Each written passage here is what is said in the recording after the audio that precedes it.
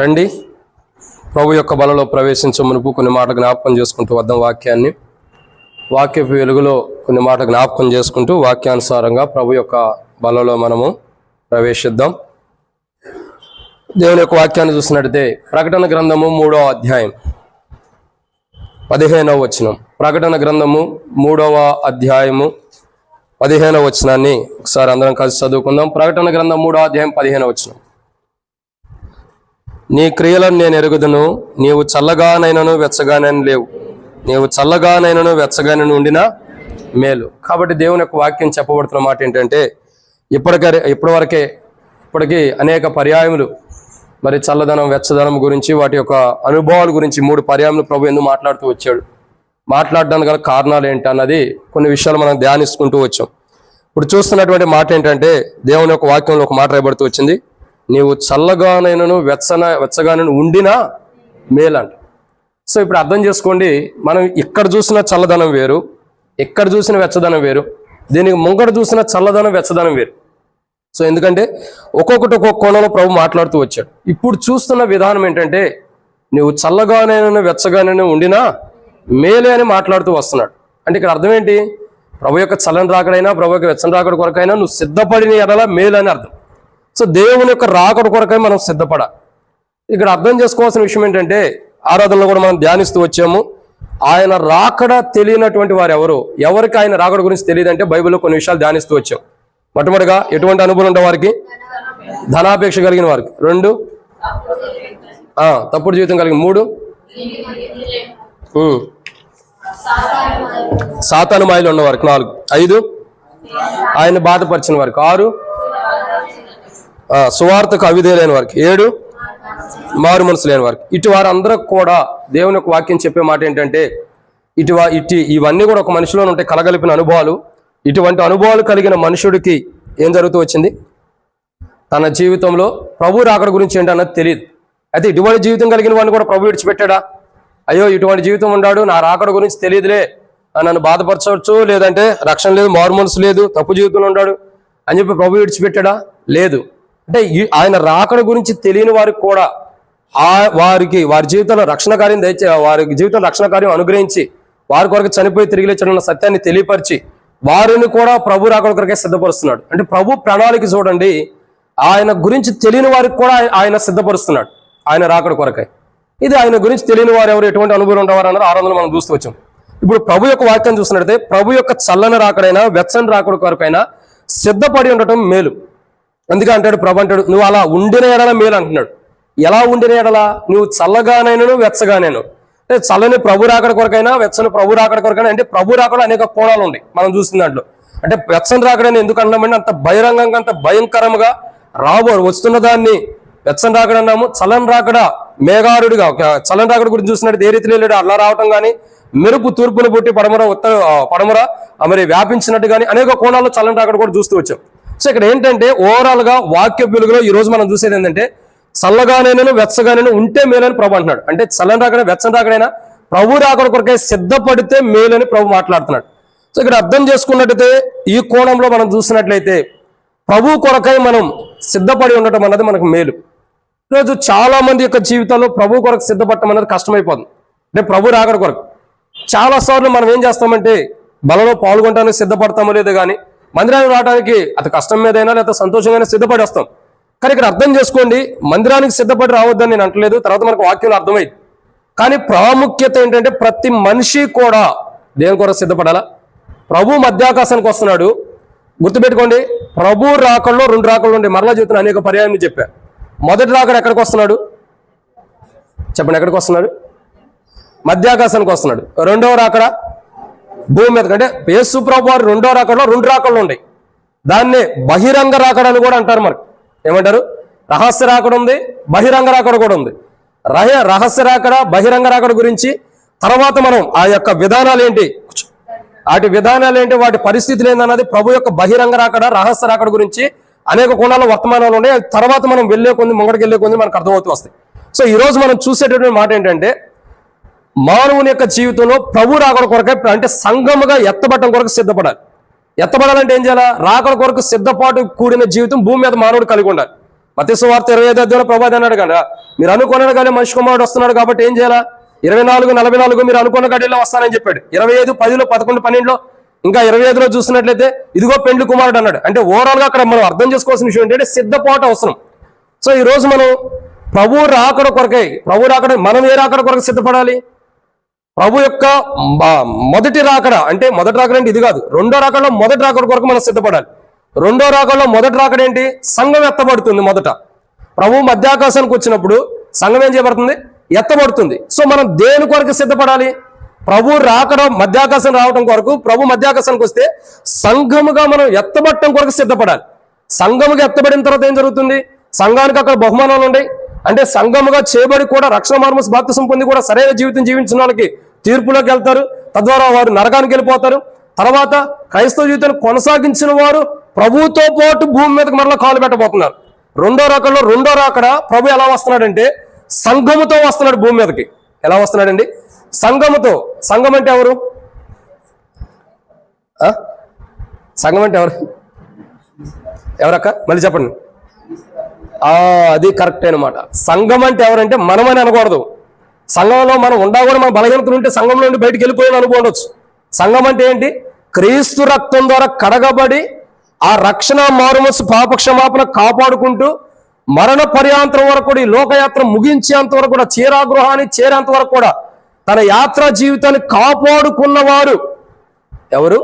సంఘముగా చేయబడిన అనుభవం ఉంటారు కాబట్టి వాళ్ళు ఎత్తబడతారు. వాడికి బహుమానాలు ఉంటాయి.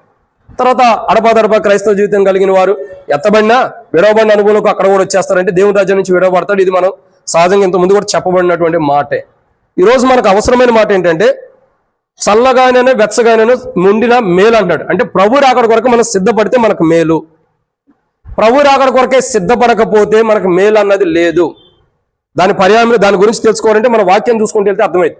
ప్రభు రాకడ కొరకే సిద్ధపడాలి. ఏ రాకడ? మొదటిగా మధ్యాకాశానికి వచ్చే రాకడ, సంఘం ఎత్తబట్టం కొరకైనటువంటి రాకడ కొరకు మనం సిద్ధపడాలి. అలా ఉండిన ఎలా మేడు అంటున్నాడు. కానీ లవోదిక స్థితిలో లేదు. మీరు అర్థం చేసుకోండి, లవోదికతో ప్రతిసారి ప్రభు మాట్లాడుతున్నాడు. ఇప్పటికి మనం దరిదాపు ఇది 18వ ఆదివారం లవోదిక గురించి మనం ధ్యానించడం. ఈ 18 ఆదివారాల్లో 18 ఆరాధనలు వారి జీవితాల్లో ప్రభు ఏం చేశాడో చూసాం. 18 ఆదివారాలు ఇప్పుడు ప్రభు 17 చూసాం, 18 చూస్తున్నాం లవోదిక స్థితిగతుల గురించి. ఎందుకంటే లవోదికని ప్రభు ఎక్కువగా ప్రేమించాడు. నిజం చెప్పాలంటే లవోదికని ఎక్కువగా ప్రేమించాడు. ఈరోజు ప్రభు మనకు కూడా ఇన్ని వర్తమానాలు లవోదిక గురించి ధ్యానించడానికి ఎందుకు బయలుపరుస్తున్నాడంటే మనల్ని కూడా ప్రేమిస్తున్నాడు ప్రభు. అర్థమవుతుందండి? మనల్ని కూడా ఎక్కువ ప్రేమిస్తున్నాడు ప్రభు. అందుకే మనం ఏం చేయాలంటే లవోదిక యొక్క అనుభవంలోకి మనం రావాలి. ఏ అనుభవంలోకి? లవోదిక ఏ అనుభవం ఉంది? ఆరాధనలో అనుభవంలోకి మనం వచ్చిన పర్ల. కానీ ఇప్పుడున్న స్థితిగతుల యొక్క అనుభవంలోకి మనం రాకూడదు. లవోదిక నువ్వు ఉండిన మేలని మరలా ఎందుకు మాట్లాడుతున్నావు ప్రభు? ఆ స్థితిగతులు లవోదికలో లేవు. మేలుకరమైన క్రైస్తవ జీవితం, మేలుకరమైనటువంటి విశ్వాస జీవితం, మేలుకరమైనటువంటి రక్షణ అనుభవం, దేవుని రాజ్యానికి వెళ్ళడానికి వారికి మేలు జరిగేటటువంటి క్రైస్తవ జీవితం లవోదికలో లేదు. ప్రభు అదే చెబుతున్నాడు.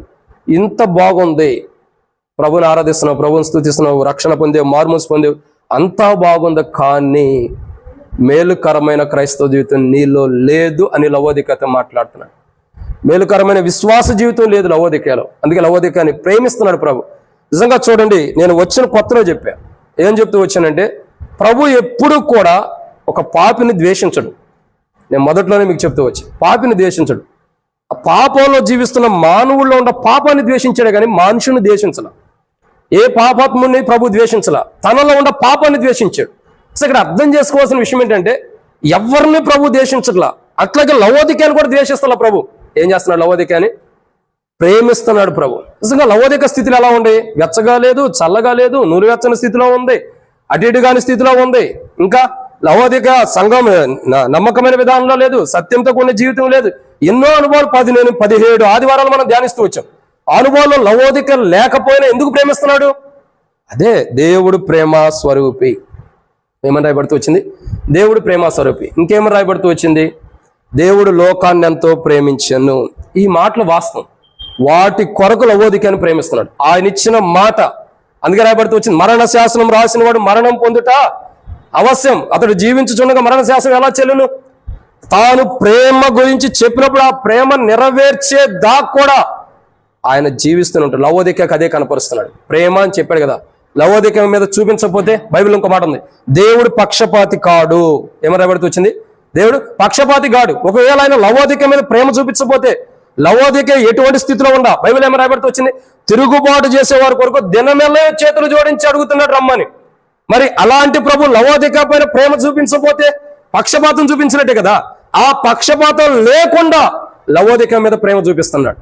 నిజంగా ఇంకా చెప్పాలంటే ఉన్న 7 సంఘముల్లో, బైబిల్ రాయబడిన 7 సంఘాల్లో లవోదికని ఎక్కువగా ప్రేమించాడు ప్రభు. అందుకే ఎక్కువగా దాని గురించి మాట్లాడుతున్నాడు. ఈరోజు మనం ఎక్కువ వర్తమానాలు దాని గురించి ధ్యానించుకోవడానికి ప్రభు మనకు అనుమతిస్తున్నాడు. అయితే లవోదికకు ప్రేమతో చెబుతున్నాడు, నువ్వు మేలుకరమైన జీవితాలు.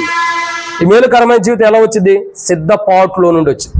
సో ఈరోజు మనం చూడబోతున్న అంశం ఏంటంటే, దేవుని యొక్క వాక్యం చెప్పే మాట ఏంటంటే, మనము ఇక్కడ రాయబడిన మాట ప్రకారం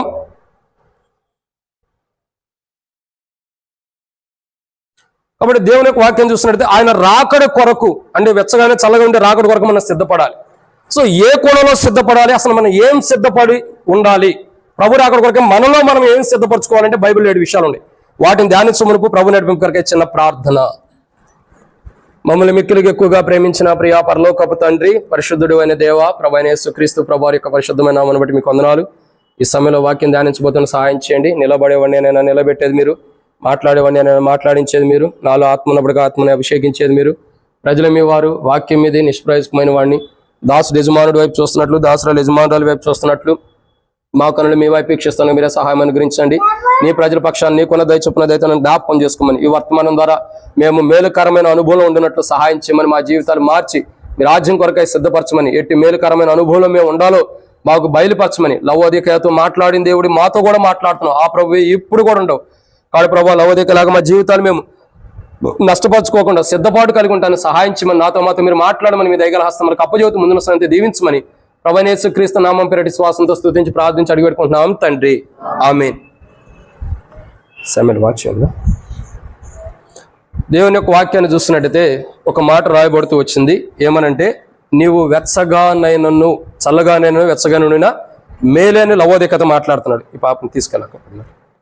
కాబట్టి దేవుని యొక్క వాక్యం చూస్తున్నట్టయితే నువ్వు చల్లగానైనను వెచ్చగానైనా మేలని మాట్లాడుతున్నాడు. ఇప్పుడు మన క్రైస్తవ జీవితం ఎలా ఉండాలంటే, చల్లని ప్రభు రాకడ, లేదంటే ప్రభు యొక్క వెచ్చని రాకడ, ఏదైనా ప్రభు రాకడ కొరకు సిద్ధపడతామన్నది అది మేలుకరమైన క్రైస్తవ జీవితం. సో ప్రభు రాకడ కొరకు మనం ఏం సిద్ధపడాలి? మనలోనే ఏం సిద్ధపడాలంటే 7 విషయాలు ఉన్నాయి. రండి, మనం ఎలా సిద్ధపడాలి, దేని కొరకు సిద్ధపడాలి, ఎలా సిద్ధపాటులోకి రావాలంటే, దేన్ని సిద్ధపరచుకోవాలంటే 7 విషయాలు ఉన్నాయి. దాంట్లో మొదటి మాట చూద్దారండి. దేవుని యొక్క వాక్యం చూసినట్లయితే ఆమోసు గ్రంథం 4వ అధ్యాయం. ఆమోసు గ్రంథము 4వ అధ్యాయం 12వ వచనం.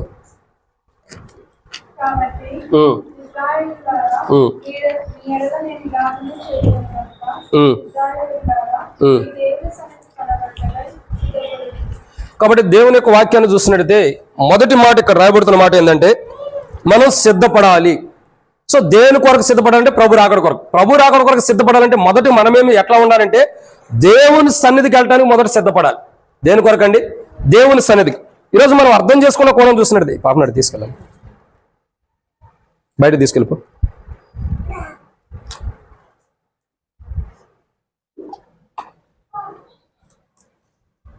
ఇదే పిల్లలు వస్తే ఒక బాధ, రాకపోతే ఇంకొక బాధ.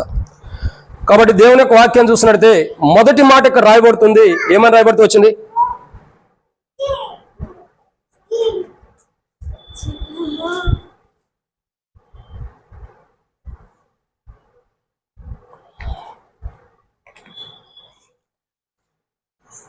దేవుని యొక్క వాక్యాన్ని చూస్తున్నట్టయితే ఇక్కడ రాయబడిన మాట చూస్తున్నట్టయితే మొట్టమొదటిగా ఆమోస్ గ్రంథం 4వ అధ్యాయం 12వ వచనంలో రాయబడిన మాట ఏంటంటే, ఏమని రాయబడుతూ వచ్చింది? మీ దేవుని సన్నిధిని కనబడుటకు ఏం చేయాలా? సిద్ధపడుడి. సో మొదటి మాట ఇక్కడ రాయబడుతున్న మాట, ప్రభు రాకడ కొరకు మనం సిద్ధపడాలి. మనం సిద్ధపడాలంటే మొదటిగా మనం ఏం సిద్ధపరచుకోవాలంటే, దేవుని సన్నిధిని మనం కనబడటానికి మనం సిద్ధపడాలి. ఏం చేయాలండి? దేవుని సన్నిధిని. ఈరోజు చాలా మంది క్రైస్తవులు అనబడుతున్న వారు దేవుని సన్నిధికి రావటానికి సిద్ధపడలేదు. దేనికండి? దేవుని సన్నిధికి. చాలా మంది యొక్క క్రైస్తవ జీవితాన్ని మనం చూసినట్టయితే దేవుని సన్నిధిలో ఏమని రాబడుతూ, దేవుని సన్నిధిలో కనబడటానికి మీరు సిద్ధపడుడి.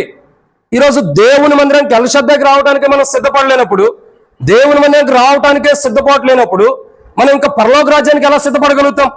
దేవుని సన్నిధికి వెళ్ళటానికి దేవుని మందిరానికి వెళ్ళటానికి మొదటగా ఎవరైతే సిద్ధపడతారో అటువంటి వారు పరలోకపు సన్నిధికి అంటే పరలోక రాజ్యానికి వెళ్ళటానికి కూడా సిద్ధపడతారు.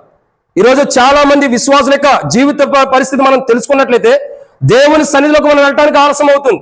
దేవుని సన్నిధికి కరెక్ట్ అయిన విధానంలో మనం వెళ్ళలేకపోతున్నాం.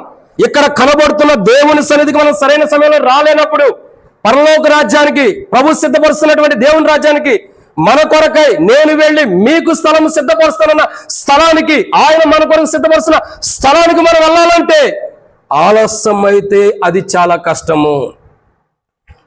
దేవుని సన్నిధికి వెళ్ళటానికి ఈరోజు మానవుడికి సిద్ధపడలేని క్రైస్తవ జీవితం ఉన్నప్పుడు పరలోక రాజ్యానికి వెళ్ళటానికి దేవుని సన్నిధికి వెళ్ళటానికి ఎలా సిద్ధపడగలడు? ఇక్కడే మనం ఆలస్యంతో ఉన్నప్పుడు అనేకమైనటువంటి మనం ఎన్నో విధానాలు చెబుతూ వస్తాం. అన్న నాకు ఇంటికాడ పని ఉంది, అన్న నాకు అది అవ్వలేదు, అక్క నాకు ఇది అవ్వలేదు, ఇది అవ్వలేదు, అదే అవ్వలేదు. కానీ దేవుని రాజ్యానికి కుదరవు. ఈరోజు ఇక్కడ మనం దేవుని సన్నిధి రావడానికి అనేక మాటలు చెప్పుకోవచ్చు. నాకు ఇంటికాడ పని అవ్వలేదు, ఆ పని ఈ పని అవ్వలేదు అని చెప్పుకోవచ్చు. కానీ దేవుని రాజ్యానికి వెళ్ళటానికి అది చెప్పుకోవడానికి లేదు. దేవుని సన్నిధికి వెళ్ళటానికి సిద్ధపడాలి. దేవుని రాజ్యానికి వెళ్ళటానికి, దేవుని మందిరానికి వెళ్ళటానికి, పరలోక రాజ్యంలో ప్రవేశించడానికి ఈ లోకంలో సిద్ధపడాలి క్రైస్తవులు. ఎవరైతే దేవుని సన్నిధికి వెళ్ళటానికి సిద్ధపడతారో, ఎవరైతే దేవుని సన్నిధిలో కనబడటానికి సిద్ధపడతారో, ఈరోజు నేను దేవుని సన్నిధిలో కనబడాలి, ఈరోజు మొదట నేను ఆరాధన చేయాలి, ఈరోజు మొదట దేవుని స్తుతించాలి, ఈరోజు మొదట దేవుని గణపరచాలి అని ఎవరైతే ఇష్టపూర్వకంగా సిద్ధపడి వస్తారో అటువంటి వారు ప్రభు రాకడ కొరకే సిద్ధపడుతున్నట్టు అర్థమవుతుందండి. సిద్ధపాటు మనమేంటన్నది మన క్రైస్తవ జీవితం మనం బయటపెట్టింది. ఎందుకంటున్నానంటే మనం పరలోక రాజ్యానికి ఎంతవరకు చేరుకోగలుగుతాం అన్నది మన క్రైస్తవ జీవితమే మనకు బయటపెట్టింది. ఒక అద్దం దగ్గరికి వెళ్తాం, మన స్థితిగతులు మనం చూసుకుంటాం, మనం ఎలా ఉండాలన్నది. అద్దం ఎలా మన స్థితిగతులు బయటపరిచిదో, మన ముఖకాంతి అంటే భౌతికమైన దేహంలో ఉన్న లోపం ఎలాగైతే బయటకు తెలియపరిచిదో, మన క్రైస్తవ జీవితంలో ఉండబ్బా మనం ఎలాగున్నాము, దేవుని రాజ్యానికి వెళ్తాం లేదన్నది మన క్రైస్తవ జీవితం మనకు తెలియపరిచింది. ఈరోజు మనం అర్థం చేసుకోవాల్సిన మొదటి మాట, దేవుని సన్నిధికి వెళ్ళటానికి మనం సిద్ధపడాలి. ఎక్కడికి వెళ్ళటానికి? దేవుని సన్నిధికి. ఎంతైతే ఆలస్యం చేస్తామో అంతగా దేవుని రాజ్యానికి కూడా మనం ఆలస్యం అవుతాం. నేను ఒక మాట చెబుతా, గవర్నమెంట్ వాళ్ళు ఫ్రీగా ఫ్లాట్స్ ఇస్తారంటే మనం త్వరగా నుంచామా? 6 గంటలకు ఇస్తారంటే ఎన్ని గంటలకు వెళ్తాం? చెప్పండి. 6 గంటలకు ఇస్తారంటే 5 గంటలకు వెళ్తాం. అన్న సంతోషానికి అనుభవంగా చెబుతున్నాడు, 5:30కే వచ్చేస్తారంట. ఎందుకని అంటే ఒక లోకానికి ఇచ్చినంత ప్రయారిటీ ప్రభుకి ఎందుకు వెళ్ళిపోతాం, ప్రభు సన్నిధికి ఎందుకు వెళ్ళిపోతున్నాం? అలా ఇవ్వలేకుండా, ప్రభువుకు ప్రాధాన్యత ఇవ్వలేకుండా, ప్రభు సన్నిధికి ప్రాధాన్యత ఇవ్వలేకుండా బలలో ఎలా పాల్గొనగలుగుతున్నాం? ప్రభువే దేహమయ్యి శరీరమై ఇక్కడ ఉన్నాడు, విరగొట్టబడిన శరీరము. మరి ఇంకా చూసినట్టయితే మన కొరకే చిందించబడిన రక్తం ఇక్కడ సాదృశ్యంగా ఉంది. ఈ దేహంలో అంటే ప్రభువే మన మధ్యలో ఉన్నప్పుడు ప్రభు సన్నిధిలో పాల్గొనాలంటే, ప్రభువులో పాల్గొనాలంటే, ప్రభు యొక్క బలలో మనం పాల్గొనాలంటే మనం సిద్ధపడటం చాలా ప్రాముఖ్యమైనది. ఎక్కడికో మనం టయానికి వెళ్తాం, టైం కంటే ముంగటేళ్ళు కూర్చుంటాం. దేవుని సన్నిధి, ఇక్కడ దేవుని సన్నిధిలో ఏం చేయాలి? మనుషులు సిద్ధపడాలి. సిద్ధపడకపోతే ఏం జరుగుతుంది తెలుసా అండి?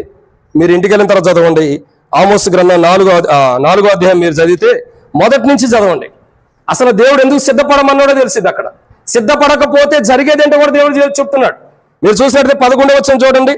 దేవుడు సొదొమ గొమొరను బొర్లో దోసి నాశనమును చేసినట్లు నేను మీలో కొందరిని నాశనం చేయగా మీరు మంటిలో నుండి తీయబడిన కొరువులైనట్టు తప్పించుకోండి, అయినను మీరు నా తొట్టు తిరిగిన వారు కాదు. ఇదే యెహోవాకు. ఎందుకు సిద్ధపడమన్నాడు దేవుని సన్నిధికి? మీరు ఆల్రెడీ సొదొమ గొమొర పట్టణంలాగా నేను నాశనం చేసిన స్థితిలో నుండి మీరు తప్పించబడ్డారు. అంటే కొరువులో నుండి కాలిపోతున్నటువంటి స్థితిలో నుండి, బురదలో నుండి మీరు పక్కన తప్పించబడ్డారు. అయినను మీకు ఆ స్థితిగతులు వచ్చినా, ఆ పరిస్థితులు అనుమతించినా, ఆ భయంకరమైన స్థితిగతులు మీకు వచ్చినా, మీరైతే తప్పించబడిన స్థితి నుండి దేవుని సన్నిధిలో కనబడటానికి సిద్ధపడతల్లా. నేను అనుమతించే నాశనకరమైన పరిస్థితులు, నేను అనుమతించే నాశనం చేసే పరిస్థితిని తీసుకొచ్చా. సొదొమ గొమొర నాశనం అవుతున్న పరిస్థితులు తీసుకొచ్చా. మీరు తప్పించుకున్నారు, అయినను తప్పింపబడిన మీరు సిద్ధపాటు లేని క్రైస్తవ జీవితం జీవిస్తున్నారు. కాబట్టి మీరు దేవుని సన్నిధిలో కనబడటానికి సిద్ధపడండి అని ప్రభు మాట్లాడుతున్నాడు. నేను అనుమతించిన దానిని మీరు తప్పించబడ్డారని సంతోషించొద్దు. ఈ రోజు మనం తప్పించబడ్డామంటే, ప్రభు అనుమతిస్తున్న నాశనం నుండి, దేవుని ద్వారా వచ్చే శాపం నుండి, కీడు నుండి మనం తప్పించబడ్డామంటే మన కొరకు వేలాడబడిన యేసు ప్రభు ద్వారానే, ఆయన ద్వారా తప్పించబడ్డామని సంతోషించొద్దు. దేవుని సన్నిధికి వెళ్ళటానికి మనం ఎంత సిద్ధపడతామో అంతగా మనకు ప్రభు రాజ్యంలో బహుమానం ఉంది. మొట్టమొదటిగా దేవుని సన్నిధి కొరకై మనం సిద్ధపడాలి. దేని కొరకు? దేవుని సన్నిధిలో నేను కనబడాలి. ఈరోజు ఓ రోజు నేను దేవుని రాజ్యంలో కూడా కనబడాలి. దేవుని సన్నిధిలో కనబడటానికి మొట్టమొదటి సిద్ధపడాలి. ఎవరైతే దేవుని సన్నిధిలో కనబడటానికి సిద్ధపడతారో వాళ్ళు ప్రభు యొక్క రాకడ కొరకై, మేలుకరమైన రాకడ కొరకై సిద్ధపాటు కలిగిన వారు ఉంటారు. ఇది మొదటిది. ఇక రెండో విషయాన్ని చూద్దారండి. రెండో మాట చూసినట్టయితే దేవుని యొక్క వాక్యంలో ఎజ్రా గ్రంథము 10వ అధ్యాయం 11వ వచనం. ఎజ్రా గ్రంథం 10వ అధ్యాయం 11వ వచనం. ఎజ్రా గ్రంథము 10వ అధ్యాయం 11వ వచనం. కాబట్టి ఇప్పుడు మీ పితరుల యొక్క దేవుడైన యెహోవా ఎదుట మీ పాపను ఒప్పుకొని అది చాలక్క. ఇక్కడ రాయబడిన రెండో మాట ఏందండి? ఏ రీతిలో మనం సిద్ధపడాలి? మేలుకరమే. నువ్వు ఉండినా మేలు అంటున్నాడు. ఏమంటున్నాడు? నువ్వు వెచ్చగానే చల్లగా ఉండినా మేలు అంటున్నాడు. వెచ్చగానే చల్లంటే ప్రభు రాకడ కొరకు సిద్ధపడితే నీకు మేలే జరిగిద్ది అంటున్నాడు. ప్రభు రాకడ కొరకు సిద్ధపడేది ఎవరు? మొట్టమొదటిగా దేవుని సన్నిధిలో కనబడేవాడు ప్రభు రాకడ కొరకు సిద్ధపడుతున్నాడు. సో అటువంటి అనుభవం లవోదికకు లేదు. సిద్ధపడిన అనుభవం, దేవుని సన్నిధిలో కనబడే అనుభవం కానీ దేవుని సన్నిధిలో కనబడటానికి కనుక తాను సిద్ధపడిన అనుభవం లేదు. సో లవోదికకు లేదు కాబట్టి మాట్లాడుతున్నారు. మీరు మొదట దేవుని సన్నిధిలో ఎలా ఉండాలో, దేవుని సన్నిధిలో ఎలా నివసించాలో, దేవుని సన్నిధిలో ఏం చేయాలో, ఎలా ఉండాలో సిద్ధపడని నేను మొదట చెప్పాడు లవోదికకి. కానీ లవోదిక అర్థం చేసుకునే స్థితిలో లేదు.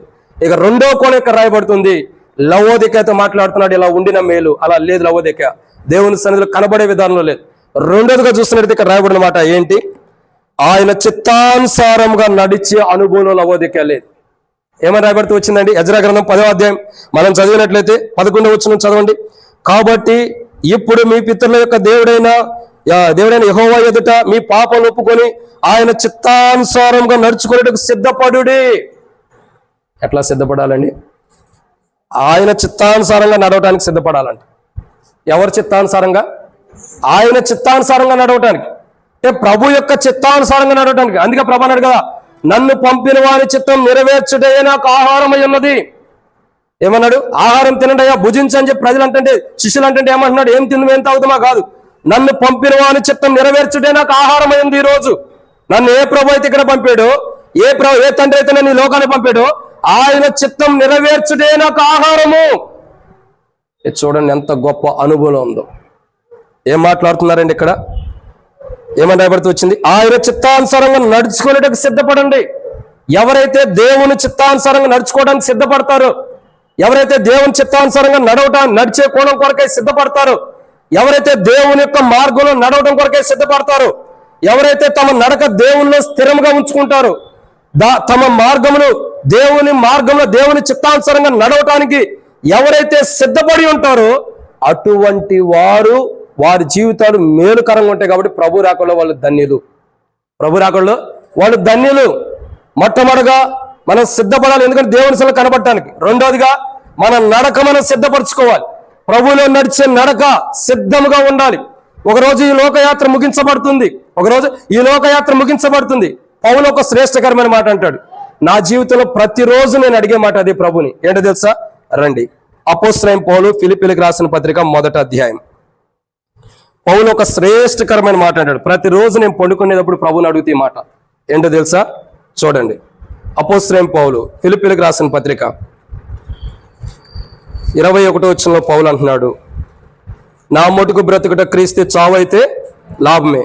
23లో రాయబడుతుంది, ఈ రెంటి మధ్యన ఇరకబడి ఉన్నాను, నేను వెడలిపోయి క్రీస్తుతో కూడా ఉండవలన నాకు ఆశ ఉన్నది, అది నాకు మరి మేలు. ఏమంటున్నాడు పౌలు? ఈ లోకంలో ఉండేదానికంటే ఇక్కడ నుండి వెళ్ళిపోవటం మేలు అంటున్నాడు పౌలు. నేను ఈ లోకంలో జీవించడం నాకు ఇష్టం లేదు, ఈ లోకంలో ఉండటం కంటే కూడా నేను ఈ లోకం నుండి వెళ్ళిపోయి ప్రభువుతో పాటు ఉండటం నాకు మేలు అంటున్నాడు పౌలు. అప్పుడప్పుడు నేను కొన్ని పరిస్థితులను చూసి ఇదే అనుకుంటా. ఒక్కొక్కసారి కొన్ని దినాల క్రితం అయితే నాకు ఈ లోకంలో ఉండటం కూడా ఇష్టం అనిపించలా. ఎప్పుడు వెళ్ళిపోతాం అయ్యా ఈ లోకం నుండి దేవుని రాజ్యానికి అనిపించింది. కొన్ని దినముల నుండి అయితే అసహ్యం అనిపిస్తుంది అసలు ఈ లోకాన్ని చూస్తుంటే. ఇటువంటి లోకంలోనే నేను ఉంది. ఒక్కొక్కసారి ప్రభుని అడుగుతూ వస్తారు రేత్రి పడుకునేటప్పుడు, ప్రభు నాకు కూడా పౌల్లాగా వెడిలిపోయే జీవితమే. ఏంది? వెడిలిపోయే అనుభవం. ఎందుకంటే ఈ లోకంలో జీవించడం అనేది అసలు ఇష్టం ఉండలేదు. ఎందుకంటే ఈ లోకంలో బయటికి వెళ్తే చాలా అసలు ఎంతో ప్రమాదకరం. లోకాన్ని చూస్తుంటే అసహ్యం అనిపిస్తుంది. ఇటువంటి లోకంలోనే మనం జీవిస్తుంది. ఇటువంటి భయంకరమైన లోకంలోన ఈ లోకం నుండి విడిచిపెట్టి దేవుని దగ్గరికి వెళ్ళిపోతేనే మేలు అనిపిస్తుంది. ఈ పరిస్థితులు, ఇటువంటి సిచ్యువేషన్స్, వీటన్నిటిని చూస్తే ఈ లోకంలో జీవించడమే వేస్ట్ అనిపిస్తుంది. ఇటువంటి ప్రజల మధ్యలోనే మనం జీవిస్తుంది. ఈ లోకం విడిచిపెట్టి దేవుని దగ్గరికి వెళ్తే ఎంత మేలు అనిపిస్తుందో అది చెప్తే అర్థం కాదు, కానీ అనుభవిస్తే అర్థమైంది. పౌలులాగా ప్రభు అంటాడు, పౌలు అంటాడు, క్రీస్తును పోలి నడుచుకున్నాడు, తన నడక సిద్ధపరచబడి ఉంది. అందుకే పౌలు అన్నాడు, నేను క్రీస్తును పోలి నడుచుకున్న ప్రకారం మీరు నన్ను పోలి నడుచుకోమన్నాడు. అంటే పౌలు యొక్క నడక ఎలా ఉంది? ప్రభు కొరకై సిద్ధపడింది, ప్రభు రాజ్యం కొరకై సిద్ధపడింది. ఈరోజు మన నడక ఎలా ఉండాలంటే, మనం నడిచే నడక కూడా దేవుని రాజ్యం కొరకు సిద్ధపడాలి. దేని కొరకండి? దేవుని రాజ్యం కొరకు. ఈరోజు మనం దేని కొరకు సిద్ధపడుతున్నాం? మన నడక ఎలా ఉంది? పౌలు అన్నాడు, నేను క్రీస్తును పోలి నడుచుకున్న ప్రకారం. ఈరోజు నీవైనా నేనైనా మనం ఎలా నడుచుకోవాలా? క్రీస్తును పోలి. అదే సిద్ధపాటైన నడక. ఉండినా మేలు అంటున్నాడు లవోదికయతో. ఏమన్నాడు? నువ్వు వెచ్చగానే చల్లగానే ఉండినా మేలే, నువ్వు చల్లగానే వెచ్చగానే నువ్వు ఉండినా మేలే అంటున్నాడు. ప్రభు రాకడ కొరకు నువ్వు సిద్ధపడి ఉంటే మేలే. ఎలా అంటే, మొదటిగా ఆయన సన్నిధిలో కనబడటానికి నువ్వు సిద్ధపడాలి. అప్పుడు ప్రభు రాకడలో నీకు ఒక ప్రాధాన్యత ఉంటుంది. నువ్వు కూడా ప్రభు రాకడ కొరకు, ఇక్కడ దేవుని సన్నిధి సిద్ధపడిన వాడివి, ప్రభు రాకడ కొరకు కూడా సిద్ధపాటులోకి వచ్చేసినట్టే. 2, క్రీస్తును పోలి నడుచుకునే నడక. దేవుని చిత్తానుసారంగా నడుచుకోవాలి. మన నడక సిద్ధపరచుకోవాలి దేవుళ్ళు నడవటం కొరకు. అందుకే పౌలు అన్నాడు, ఇదే కోణంలో పౌలు చెప్పింది ఏంటంటే, నేను క్రీస్తును పోలి నడుచుకున్న ప్రకారం మీరు నన్ను పోలి నడుచుకున్నాడు. అంటే దేవుని చిత్తానుసారంగా నేను ఎట్లా నడుచుకుంటూ వచ్చాను, దేవుని ఉద్దేశాల ప్రకారం ఎలా నడుచుకుంటూ వచ్చాను, అలా నడుచుకోండి. ఎవరైతే దేవుని చిత్తానుసారంగా దేవుని ఉద్దేశాల ప్రకారం నడుచుకుంటూ వెళ్తారో, ఆ నడక సిద్ధపరచుకుంటారో, తమ నడక దేవుని క్రీస్తుని పోలి నడుచుకునే కోణంలో ఎవరైతే సిద్ధపడి ఉంటారో, అటువంటి వారు ప్రభు రాకడలో ఎత్తబడి సంఘం గుండి ప్రభు రాకడకే సిద్ధపడ్డారు కాబట్టి వారి జీవితాలు మేలుకరంగా ఉంటాయి. సో రెండోదిగా మేలు ఏంటంటే, దేవుని యొక్క చిత్తానుసారమైన మార్గంలో మనం సిద్ధపడి ఉండాలి. ఆ మార్గంలో నడవడానికి అది మనకు కష్టంగా ఉండొచ్చు. మన మార్గం మనకు సరైనదిగా ఉండేది. ఇప్పుడు నా మార్గం ఉండేది, నేను వెళ్ళే మార్గం సరైనదంట, మీకేమనిపించింది? నువ్వు వెళ్ళే మార్గం తప్పన్నా అంటారు. పోనీ మీరు వెళ్ళే మార్గం మీ ఎదుటి మీకు సరే అనిపించింది, నేను చెప్తే అది కరెక్ట్ కాదంటే అది బాధ అనిపించింది. ఎందుకంటే మన మార్గం మన ఎదుటి సరిదే, కానీ దేవుని ఎదుటి సరైనది కాదు. అందుకే పౌలు అంటాడు, మీ మార్గాలన్నీ పక్కన పెట్టండి, మీరు నడిచే మార్గాలు కరెక్ట్ కావు, క్రీస్తుని పోలి నడుచుకోవటమే కరెక్ట్ అయిన మార్గం. పౌలు చెప్పిన రీతిలో ఆయన రాకడ కొరకై మేలుకరమైన జీవితం కలిగి సిద్ధపాటు కలిగిన వారు ఎలాంటి వారంటే క్రీస్తుని పోలి నడుచుకుంటారు. ఈరోజు మనం దేని పోలి నడుచుకుంటున్నాం? మనుషుల్ని బోలా, తోటి విశ్వాసుని బోలా, ఇక్కడ కూర్చున్నటువంటి అనేక మంది యొక్క మనుషుల్ని పోలి మనం నడుచుకుంటున్నామా? ఆ నడక దేవుని రాజ్యానికి తీసుకెళ్ళదు. ఇంక్లూడింగ్ సేవకుడిని కూడా పోలి నడుచుకోవద్దు. ఎవరిని పోలి నడుచుకోవాలా? క్రీస్తుని పోలి నడుచుకోవాలి. మాలో కూడా బలహీనతలు ఉంటాయి, కూర్చున్న అందరిలో బలహీనతలు ఉంటాయి, కానీ ప్రభులే బలహీనత లేదు. ఈరోజు మనుషులు అంటే దేవుని ప్రజలు, విశ్వాసులు మనుషుల్ని పోలి నడుచుకుంటున్నారు. ఈ అన్నట్లా, ఈ అక్కెట్లా, ఆళ్ళబోడి ఈళ్ళబోడి ఎంతవరకు నడుచుకుంటారు? క్రీస్తుని పోలి నడుచుకోవాలి.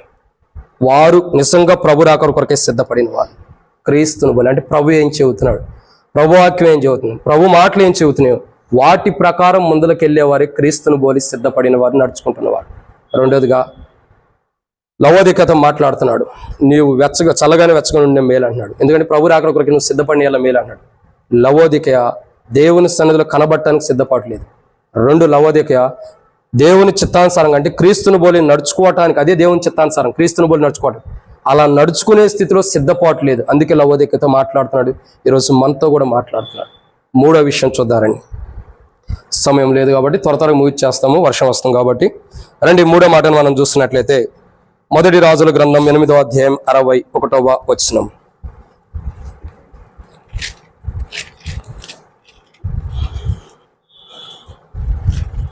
మొదటి రాజుల గ్రంథము 8వ అధ్యాయము 61వ వచనం. కాబట్టి ఆయన నియమించిన కట్టడలను అనుసరించి నడుచుకొనుటకును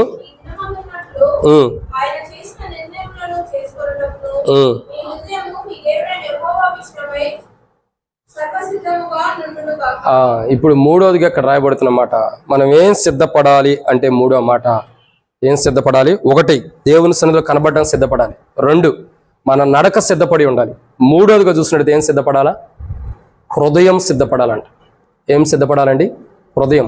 చూడండి, దేవుని సన్నిధిలో కనబడడానికి సిద్ధపడిన వారు కానీ, తమ నడక క్రీస్తుని పోలి నడుచుకోవడానికి సిద్ధపడిన వారు కానీ, మూడవదిగా తమ హృదయాన్ని సిద్ధపరచుకున్న వారు, వారి జీవితాలు మేలుకరంగా ఉండి వారు ఒకరోజు ఏం చేయబడుతున్నారు? వారు ఒకరోజు ప్రభు అయిన యేసుక్రీస్తు ప్రభు ఈ లోకానికి వచ్చినప్పుడు సంఘముగా వారు ఎత్తబడుతున్నారు. ఎందుకంటే వారిలో సిద్ధపాటు ఉంది. సో మూడో మాట ఇక్కడ రాయబడుతున్న మాట ఏంటంటే, మన హృదయము దేవుని సన్నిధిలో ఏం చేయాలి? మన హృదయం ఏం చేయాలి? బాగా సిద్ధపరచుకోవాలి. ఎందుకు హృదయం సిద్ధపరచుకోవాలి? మనకు పరిచయం అనేటి వాక్య భాగం ఒకటి ఉంది. ఇర్మియా గ్రంథం 17:9 ఏమని రాయబడుతూ వచ్చింది? హృదయం అన్నిటికంటే మోసకరమైంది, అది ఎలాంటిది? ఘోరమైన వ్యాధి కలిగింది. ఈరోజు చూడండి, ఎవరి హృదయం అయితే సిద్ధపాటు ఉండదో దేవుని కొరకు, అటువంటి వారు ప్రభు రాకడలో ఎత్తబడే సంఘముగా ఉండా వారి జీవితాలు విడవబడే స్థితిలోకి వస్తారు. ఎందుకంటే హృదయం ప్రాముఖ్యమైనది. అందుకే మొదట కూడా చూస్తూ వచ్చాం మనం ఆరాధనలో, మొదటి మాట కూడా ధనం మీద హృదయం ఉందంట. సో ఇక్కడ అర్థం ఏంటంటే హృదయం ప్రాముఖ్యమైనది. ఎవరైతే దేవుని ప్రజలుగా, దేవుని బిడ్డలుగా తమ హృదయాన్ని కాపాడుకుంటారో అటువంటి వారు మేలుకరమైన క్రైస్తవ జీవితాన్ని కాపాడుకున్నట్టు. ప్రభు కూడా ఒక మాట్లాడాడు, ఎవడును దాని మీదకి రాకున్నట్లు దివారాత్రము దాన్ని కాపాడుచున్నాను అన్నాడు. ఏం కాపాడుచున్నాడు? మన క్రైస్తవ జీవితం, మన హృదయాన్ని ప్రభు కాపాడటానికి ఇష్టపడుతున్నాడు. సో ఇక్కడ అర్థం చేసుకోవాల్సిన విషయం ఏంటంటే, మూడో మాట హృదయం ప్రాముఖ్యమైనది. ఏంటిది? హృదయం. ఈ హృదయం ఎంతైతే సిద్ధపడిద్దో దేవుని కొరకు, అంతగా మనం దేవుని రాజ్యంలో బహుమానం పొందుతాం. హృదయం అన్నది ప్రాముఖ్యత. ఈరోజు బలలో పాల్గొనే మన జీవితాల్లో హృదయం ఎలా ఉంది? అది నువ్వైనా, నేనైనా, మనమైనా, ఇక్కడ చేరున్న వారమైనా సరే, ఎక్కడున్న వారైనా సరే పరీక్షించుకోవాల్సిన విషయం ఏంటంటే హృదయము. ఎందుకంటే అది మోసకరమైంది. ప్రభువే మాట్లాడుతున్నాడు, అది వ్యాధి కలిగిందని మాట్లాడుతున్నాడు. ఏస్కేల్ గ్రంథంలో మాట్లాడతాడు, రాతి హృదయం అంటాడు. మళ్ళీ ఏమంటాడు? రాతి హృదయం అంటాడు. నిర్గమకాండంలో చూస్తున్నట్టే కఠినమైన హృదయాన్ని చూస్తూ వస్తున్నాం. ఇట్టి అనుభవాలు కలిగిన హృదయం ఏం చేయాలంటే దేవుని రాజ్యం కొరకు సిద్ధపడాలి, దేవుని కొరకు సిద్ధపడాలి, ప్రభు రాకడ కొరకే సిద్ధపడాలి. అలా ఉంటే, అలా ప్రభు రాకడ కొరకే హృదయం సిద్ధపడితే ఆ జీవితం మేలుకరమైన అనుభవం ఉంటుంది. ఎలా ఉంటుంది? మేలుకరమైన అనుభవం ఉంది. ఆ జీవితం ఆశీర్వాదకరమైన అనుభవం ఉంటూ వస్తుంది. ఈరోజు దేవుని ప్రజలుగా, దేవుని బిడ్డలుగా మనం వచ్చాం, మందిరానికి వచ్చాం, దేవుని సన్నిధికి వచ్చాం, ఎల్షాదాయికి వచ్చాం, ప్రభు వాళ్ళ దగ్గరికి వచ్చాం, ఆరాధించాం, ప్రభు వాళ్ళ దగ్గరికి వచ్చాం. ప్రభులో కొన్ని నిమిషాల్లో ప్రభు అనుమతిస్తే మరి కొన్ని నిమిషాలు మన బలలో పాల్గొనొచ్చు. అయితే పాల్గొనక మునుపు లవోదికతో మాట్లాడిన దేవుడు మనతో కూడా మాట్లాడుతున్నాడు. హృదయం సిద్ధపడిన ఎడల మేలే. హృదయం సిద్ధంగా లేదు, ఆ హృదయం సిద్ధపాటు కలిగినటువంటి క్రైస్తవ జీవితం లేదు. ఎందుకంటే లవోదికయ చూసినట్లయితే మనం ప్రార్థన 3వ అధ్యాయం 17వ వచనం కాడి నుంచి మనం చదివినట్లయితే లవోదికయ స్థితిగతులు వేరుగుంటాయి. ప్రభు మాట్లాడుతూ వస్తున్నాడు, భయంకరమైన రీతిలో మాట్లాడుతున్నాడు. ఇంకేమని తెలుసా? 3వ అధ్యాయం 20వ వచనం ప్రార్థన చూసినట్లయితే, ఇదిగో తలుపు నద్దు నుండి తడుచున్నాను, ఎవడైనా తలుపు తెరిచినలా నేను నాతో భోజన సావాసం కలిగి ఉంటాం. ఏ తలుపు అది? హృదయం అనే తలుపు. ఈరోజు సంఘముగా మనం చేయబడిన మనం ఎత్తబడే సంఘముగా ఉండి ప్రభు యొక్క రాజ్యంలోకి వెళ్ళకోకుండా విడవబడే స్థితిలో మనం ఉంటే ప్రయోజనం లేదు. విడవబట్టం కారణం ఏంటి? దేవుని సన్నిధి కనబడలేదు. ఇంకా చూడండి, రెండో మాట ఏంటి? ఆయన చిత్తానుసారంగా నడవట్లేదు క్రీస్తుని పోలి. మూడోదిగా విడవబట్టడానికి కారణం ఏంటి? హృదయంలో సిద్ధపాటు లేదు. ఈరోజు సిద్ధపాటు అనేది ప్రాముఖ్యత మనకి. మనం దేవుని రాజ్యానికి వెళ్ళాలి. మనం ఈ లోకానికి సంబంధించిన వారం కాదు. నిజంగా ఒక క్రైస్తవుడు దేవుని రాజ్యం గురించి ఆలోచిస్తే ఈ లోకాన్ని చూస్తేనే అసహ్యం అనిపించింది. ఎందుకంటే అంత అసహ్యం అనిపించింది. హృదయం ప్రాముఖ్యమైనది. ఈ లోకమే మానవుని యొక్క హృదయంలో కూరుకుపోయింది. అంతరంగంలో లోపల కూరుకుపోయింది లోకం. సో ఈ హృదయం అనేది చాలా ప్రాముఖ్యంగా మనం సిద్ధపరచుకోవాలి. ఎంతగైతే దేవుని రాజ్యం కొరకు సిద్ధపడతామో అంత గొప్ప ఆశీర్వాదాన్ని మనం పొందుకుంటాం. హృదయం సిద్ధపాటు లేని వారు మేలుకరమైన క్రైస్తవ జీవితం లేకుండా లవోదికలాగా ఉండట్లే. ఈరోజు మన హృదయం ఎలా ఉంది? హృదయం ప్రాముఖ్యత. ఎందుకంటే ప్రభు చూసేది అదే. ప్రభు ఒక మాట అంటాడు, సమూయేలుతో మాట్లాడతాడు. ఏమని? యెషయా యొక్క కుమారులు తీసుకొచ్చి, యెషయా తన కుమారుని తీసుకొచ్చి అభిషేకించడానికి తీసుకొచ్చినప్పుడు అందరూ వస్తూ ఉంటారు. ప్రభు ఇతడా అంటే సమూయేలుతో అంటాడు, మనుషుడు పై రూపాన్ని చూస్తాడు, ప్రభు ఏం చూస్తాడు? హృదయ అంతరంగాల్ని ఎరిగినవాడు, అంతరంగాన్ని చూసేవాడు. ఈరోజు అంతరంగం సరిగా ఉండాలి. అది సిద్ధపరచుకున్న వారు దేవుని రాజ్యానికి వెళ్తారు. హృదయం సిద్ధపరచుకోవటం అన్నది అంత ఆషామాషి పని కాదు, అంత సులువుగా అయ్యేది కాదు. హృదయం ప్రభు మొదటే చెప్పాడు అది మోసకరమైందని. లొంగినట్టే లొంగిద్ది, మనకి మన మాట విన్నట్టే వినిద్ది, మనకు లోబడినట్టే ఉండిద్ది, కానీ దాని పని చేసుకుంటూ వెళ్ళిపోయింది. హృదయం ఎలాంటిది తెలుసండి? మనకు లోబడినట్టే ఉండిద్ది, మన మాట విన్నట్టే ఉండిద్ది, మనం చెప్పినట్టు చేసినట్టే ఉండిద్ది. అంత మన కంట్రోల్లో ఉండేటువంటిది, కానీ మనం దాని కంట్రోల్లో ఉంటాం. అదే హృదయం అంటే. అర్థమైందండి? హృదయం మనల్ని కంట్రోల్ చేసేది, మనం తన కంట్రోల్లో తీసుకునేది, కానీ మనం హృదయాన్ని కంట్రోల్ చేయాలి. అప్పుడే అందుకే బైబిల్లో రాయబడుతూ వచ్చింది, తన మనసులో అదుపులో పెట్టుకోలేని వాడు ఎవరు? ప్రాకారం లేని పట్టణం లాంటి వాడు, పురము లాంటి వాడు. అని అర్థం చేసుకోండి. ఒక పట్టణానికి ప్రాకారాలు లేవు. ఇప్పుడు చూడండి, ఎరుకో పట్టణం ఉంది. ఎరుకో పట్టణానికి చుట్టూ గోడలు లేకపోతే ఇశ్రాయేల్ ప్రజలు మొదట వెళ్ళిపోయి ఉండేవాళ్ళుగా. ఈ గోడలు ఉండబట్టేగా ఇశ్రాయేల్ ప్రజలు లోపలికి వెళ్ళలేకపోయింది. చూడండి, తన మనసు, తన హృదయానికి పట్టుదలతో సిద్ధపాటు లేని క్రైస్తవ జీవితంలో ఏం జరుగుతూ వచ్చిందండి? ఇదే జరిగింది. తన మనస్సును అదుపులో పెట్టుకోలేని వారు. హృదయం చాలా మోసకరమైంది. ఎప్పటికప్పుడు మనకు లోబడినట్టు ఉండి మనల్ని మోసం చేస్తూ వచ్చింది. మనతో విన్నట్టే, వాక్యాన్ని విన్నట్టే, వాక్యాన్ని హృదయంలో చేర్చుకున్నట్లే, వాక్యానికి లోబడినట్టే చేసింది, కానీ వాక్యపు వెలుగులో నడవకుండా చేసింది. ఈ హృదయం చాలా జాగ్రత్తగా చూసుకోవాలి. దినదినము ప్రతిరోజు ఆయనకు నూతనమైన వాత్సల్యత కలుగుతున్నట్లు దినదినము మనం ఏం చేయాలో? మన హృదయాన్ని పరీక్షించుకుని దేవునికి నూతనమైన వాత్సల్యత కలిగిన క్రైస్తవ జీవితాన్ని, మనం సిద్ధపాటు కలిగిన క్రైస్తవ జీవితాన్ని జీవించాలి. హృదయం చాలా భయంకరమైనది. ఎందుకంటే చూడండి, హృదయం గురించి ఒక్క మాట చెబుతా నేను. ఇప్పుడు ఇక్కడ కూర్చున్నాం కదా, హృదయం ఏం చేసిద్ది? ఇక్కడే ఉంటాము, కానీ మనసు మొదట ఎక్కడికి వెళ్ళిపోయింది, తర్వాత హృదయంలో వేరే ఆలోచనలు అక్కడ పుట్టుతూ ఉంటాయి. అర్థమవుతుందండి? ఆలోచనలు అటు పుట్టుతూ ఉంటాయి. ఇక మనసు అటు వెళ్ళిపోవడం ద్వారా హృదయం ఏమైపోతుంది? అది చేంజ్ అయిపోతుంది. తద్వారా ఏమైపోతుంది?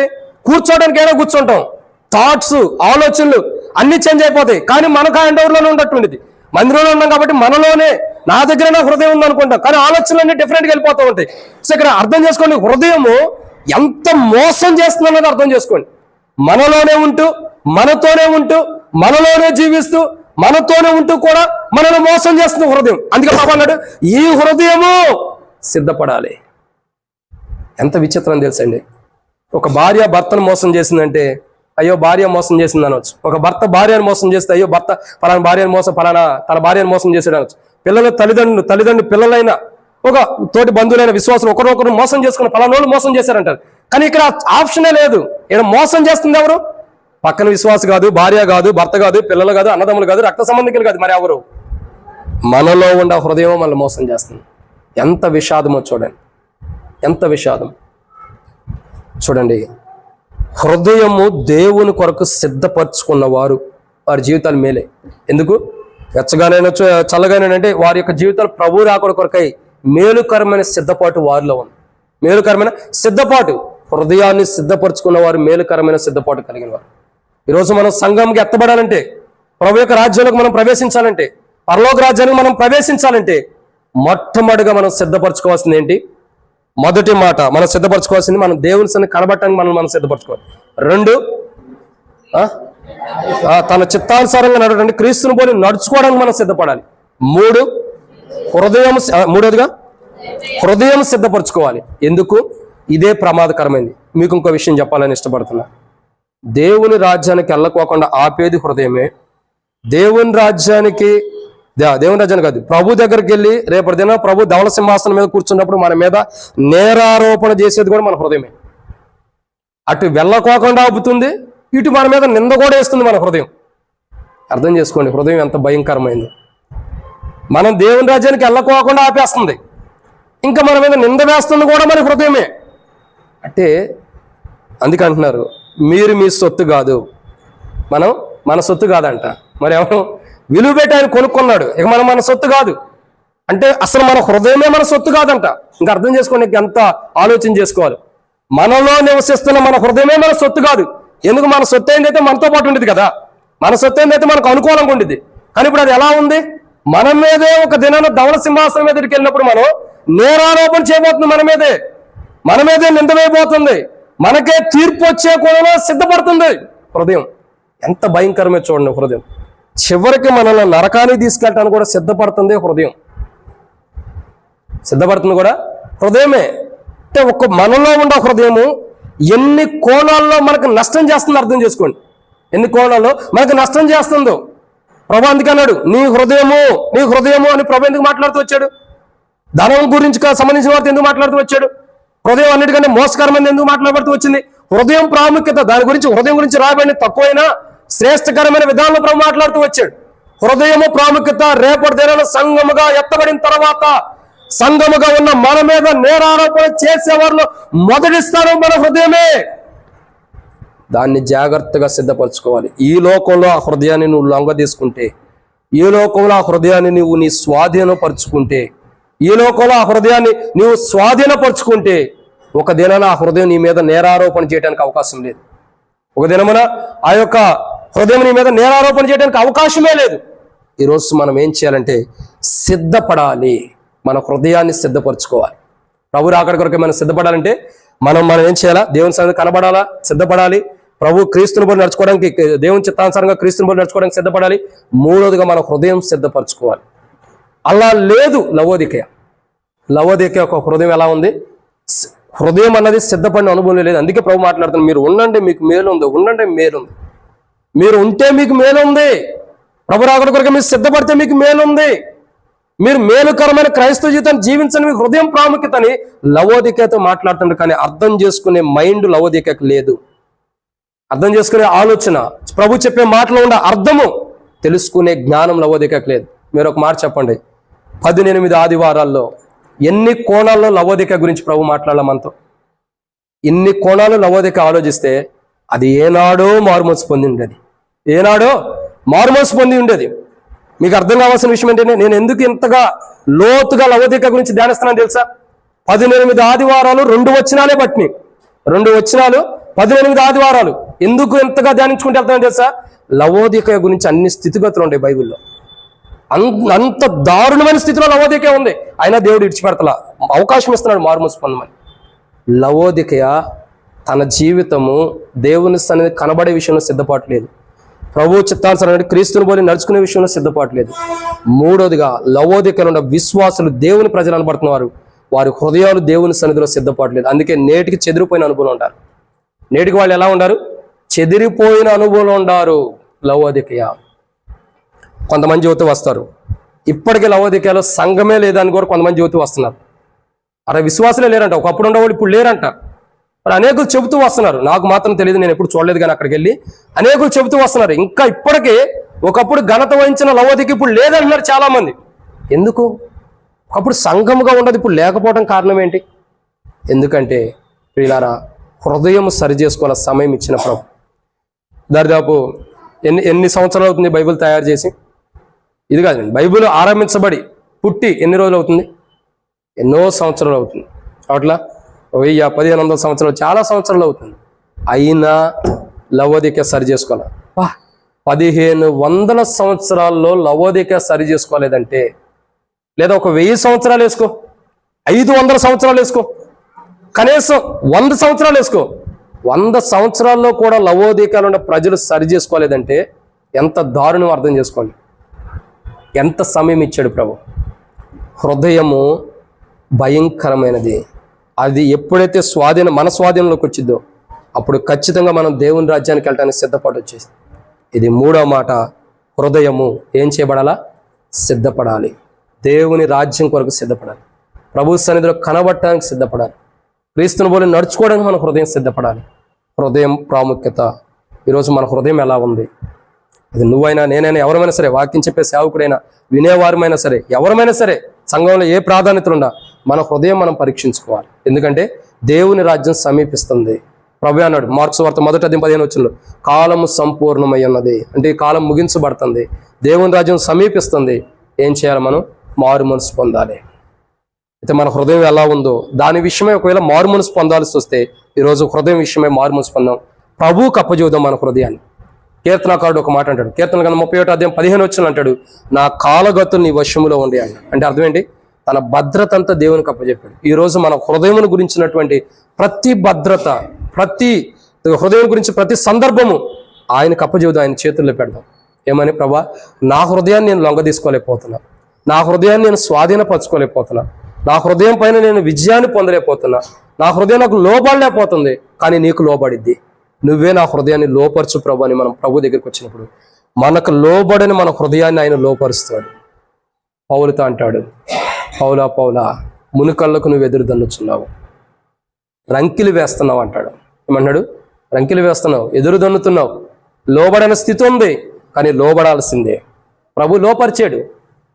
రంకిలు వేస్తున్నటువంటి సౌల్ని గంతులు వేస్తున్న సౌల్ని రంగిలు వేయటం అంటే ఒక దూడ, చిన్న కొత్తగా పుట్టిన దూడ, అది తల్లి గర్భం నుంచి బయటకు వచ్చిన తర్వాత కొంతసేపటికి ఏం చేసేది, ఓ రోజైనా కొంతసేపటికి గంతులు వేసింది. దాని ఆంధ్రలో రంకిలు వేయటం అంట. అటువంటి స్థితిలో నువ్వు ఉండా లోపరిచాడు ఎవరిని? పౌలుని. సౌలుగా ఉండ తనని లోపరిచాడు. సౌలు హృదయాన్ని లోపరిచిన దేవుడు మన హృదయాలు మార్చడానికి ఖచ్చితంగా లోపరచగలడు, మార్చగలడు. మన హృదయం ఆయనకు అప్పచెప్పేటివే. ప్రభా, నా హృదయం నా మాట ఇంట్లా, నా హృదయం ఒకరోజు నా మీద నేరారోపణ చేయబోతుంది, నా హృదయం ఒకరోజు నా మీద నిందవేయబోతుంది, ఒకరోజు ధవళ సింహాసనం ఎదుట తీర్పుకు వచ్చినప్పుడు నా హృదయమే నా మీద నేరారోపణ చేయబోతుంది. అట్టి హృదయం నా జీవితంలో ఉండదు ప్రభా. ఆ హృదయాన్ని మార్చు. నీ రాజ్యం కొరకైన సిద్ధపాటు కలిగిన హృదయం నాకు ఇవ్వు ప్రభా. ఈ బలలో పాల్గొనక మునుపు నా హృదయం సరిగా లేదని బల దగ్గరికి వచ్చి సరి చేసుకున్నాను. నిన్ను జ్ఞాపకం చేసుకున్నప్పుడు నీవే నా హృదయాన్ని సిద్ధపరుస్తావు ప్రభా. నా హృదయాన్ని సిద్ధపరచు. బలలో పాల్గొనకు ప్రభుని అడదాం. ఇది ఎన్నో మాట? 4. 5వ విషయాన్ని చూద్దారండి. 5వ మాటను చూసినట్లయితే ప్రకటన గ్రంథము 4వ మాట చూద్దారండి.